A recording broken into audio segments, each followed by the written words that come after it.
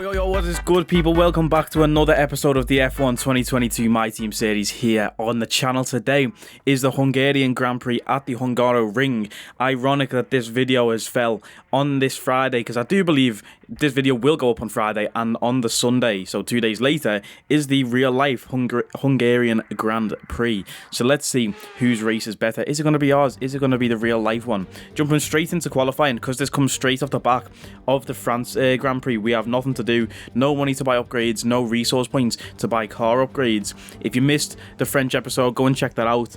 Leclerc spun, just showing how realistic this game can be sometimes. Leclerc spinning in France, but let's get into qualifying here in Hungary. Now, I have to hold my hands up and say that last episode in France was an absolute stinker. One of the worst races you'll probably ever see me do. I got the setup completely wrong. We were losing like 2 seconds a lap just on straights because I put that much downforce in the setup. Crazy, but hopefully we can have a bounce back and a redemption here in Hungary. We also picked up a new teammate last episode, if you didn't see that. Spoilers if you haven't seen the last episode, if you're going to go back to it, but we picked up Dan Ticktum as our new teammate. If you've been around the channel since F1 2021, you'll know a lot about Dan Ticktum and how much of a big cubehead that guy is. But anyway, getting into our qualifying session here in Hungary. Very tricky track for me, Hungary, I won't lie to you. I'm coming through this right hander now, pushing right to the edge of the track and now pushing too much. You get an invalidation for exceeding track limits. It feels so harsh, especially like that, because it's not like you've gone completely off the track, you know, it's marginal, but we invalidate our time there, have to go again with only a minute left in the session. This is going to be our final lap. Hopefully we can get a representative time on the board and actually get a decent qualifying lap. But like I say, Hungary has to be one of my worst tracks on this game. Definitely what I need to do more practice of off camera, but I just don't want to. I don't like this track. I'm not looking forward to the race in real life. Obviously last year was wild in real life, but it's hard to overtake here. It's just a tricky track to drive.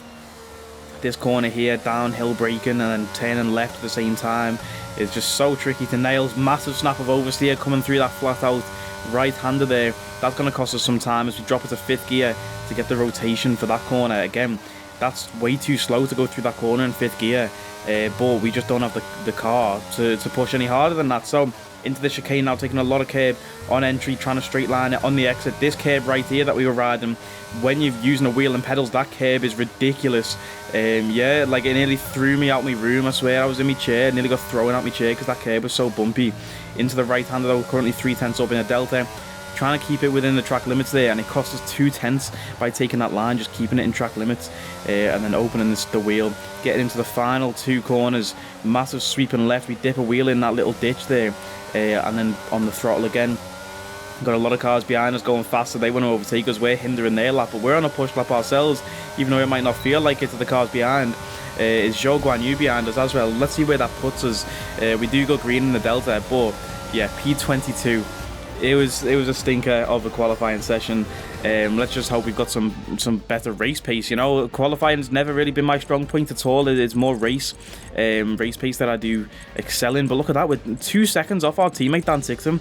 2 whole seconds in qualifying there. I don't know where we're making that up, but let's get to the race. It's race day in Budapest as we get ready for another round of Formula One action. We're not expecting too many retirements at this circuit. There are plenty of current and former drivers with flawless finish rates here. In particular, Ralf Schumacher, who made it across the line in all 10 of his Hungarian Grand Prix starts. Located 12 miles northeast of the Hungarian capital Budapest, the 14 corners of the Hungaroring are steeped in history and prestige. Overtaking's always been difficult on this technical 2.7-mile track, but the last few years in particular have turned up some exceptional races. So let's hope we're in for another one here today. It's time to see how our drivers are stacking up after yesterday's exciting qualifying session. A fantastic effort from Charles Leclerc yesterday, and it's put him on pole. And it's Lewis Hamilton alongside. Looking down the rest of the grid, we have Russell, Verstappen, Sergio Perez, and Fernando Alonso. Magnussen, Ocon, Norris, and Alex Albon. Sainz, Mick Schumacher, Guan Yu Zhou, and Ticktum. Ricciardo, they'll be starting further back after an earlier grid penalty. Stroll, Valtteri Bottas and Sebastian Vettel. The owner-driver, Gasly. Tsunoda, they've taken a grid penalty, and Nicholas Latifi. And with lights out just moments away, it's time to go down to the track. It's just about time to go to the track for the beginning of the race, but before we do, Natalie Pinkham, what types of strategy do you think we can expect going into today's race? Well, there's a lot that both driver and the team have to keep in mind when going into a race. The tyres, fuel, energy recovery system, the list goes on and on. But I think the key to today's victory will come down to the pit stop strategy. Come in too soon and you might find yourself needing more than one stop. Too late and you're putting yourself at a disadvantage by spending longer on worn tyres. Plenty of grid penalties there, pushes up to P19 on the starting grid, going with that one-stop strategy. As Natalie Pinkham's just said, you don't want to go for a two-stop here. Try and get that one-stop to work. Let's get into this Hungarian Grand Prix. It is 5 red lights, and it is lights out, and away we go here in Hungary. Quick start for the Mercedes in P2 there, trying to pressure Leclerc down into P1. Pierre Gasly, or it's actually Yuki Tsunoda, sorry, in the AlphaTauri behind us, trying to pressure us down into turn 1. We break very early, and there's contact from behind, from Yuki Tsunoda, that's going to be. Tsunoda around the outside, and there's a virtual safety car deployed already after turn 1. Turn 1 in Hungary equals chaos. If you watch last year's Hungarian Grand Prix, and you can see there, Tsunoda tries to go around the outside, drives straight into our front left wheel, and loses his front wing, which brings out the virtual safety car because of all that debris on track. We can see it from Tsunoda's angle here. He actually gets on the grass to try and go for an overtake and then just drives straight into us. We did brake quite early, I will admit, but that's because I didn't want to go into the rear end of Bottas. But still, where was he going around the outside on the grass? Crazy move from Yuki Tsunoda. He's going to have to come in and get a new front wing. And boys, I won't lie to you, yeah, obviously you can't see any damage to the car, and it didn't come up that the front wing had any damage. But we definitely took damage from that collision. My front left wheel was broken, I swear to God. Every time I turned right after that contact, you can see us there getting on the curb, I had to force the car right. Like, I use a Fanatec wheel and pedal setup, so I get force feedback and vibrations through the wheel. When I turn left it was fine, but when I turn right, and obviously the car then leans on the left tyres, it was so hard to actually turn the wheel just through the racing rig, through the Fanatec rig. Down into turn 1 though, who cares about turning right with a broken wheel? What a dive bomb that is. Pierre Gasly and Valtteri Bottas getting a double overtake into turn 1 there. What a move that is with a broken front left wheel. Back to the story now. Like I say, every time I was turning right, it was so hard to actually turn the wheel. I had to force it in, which was making me miss certain turning and corners and stuff. But great move down to turn 1 to get ahead of Bottas and Pierre Gasly there. Now we have another AlphaTauri behind us. Hopefully we don't see the same fate. And there you can see massive understeer coming through that right-hander because of the broken wheel. But we're sending it down the inside into the chicane with Valtteri Bottas taking a lot of curb on the exit. That's going to cost us some lap time, but we managed to get that move back on Bottas, and again turning right so hard to get that car turned in, leaning on that front left wheel, trying to turn in. I don't know, I didn't even know that they did like wheel axle damage on this game, but I guess they do, as Bottas gets out of shape there coming out to that corner. Stroll trying to send a move on Ricciardo, or at least trying to set one up. That might cost them some lap time, and then we can make a move on Ricciardo there.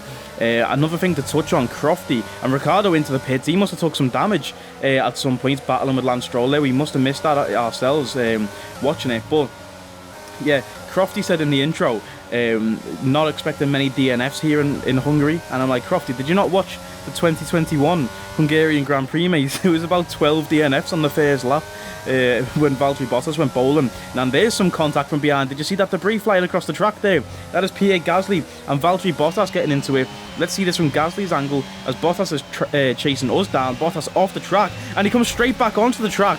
That is unsafe. That should be a penalty for Bottas. That is unsafe, coming back onto the track like that. Completely takes out Pierre's front wing. Now AlphaTauri, they're going to be out of front wing soon. They've had to change Yuki Tsunoda's already. Now they're changing Pierre Gasly's. No penalty for Bottas though, and this right-hander here was so hard every single lap, and now a massive snap of oversteer on the exit of it, and you can see our rear tyres absolutely on fire. That rear left especially glowing yellow in the MFD there. It's so hard to cool tyres down. I actually don't know how to cool tyres down. In the wet, I know obviously go off the racing line, pick up the puddles, but when I'm in the dry conditions, I actually don't know how to cool tyres down. If anyone has any tips on how to cool your tyres, please let me know. But there goes Bottas into the pits. I think he tried to dive bomb us into the last corner there, and took some damage on the front wing. I'm not too sure, but Bottas in for a pit stop as well, and we are 4.6 seconds away from Lance Stroll, which is now turned into 15 seconds from Lance Stroll, and Daniel Ricciardo 3/10 behind us. This final corner just could not get the rotation every single lap.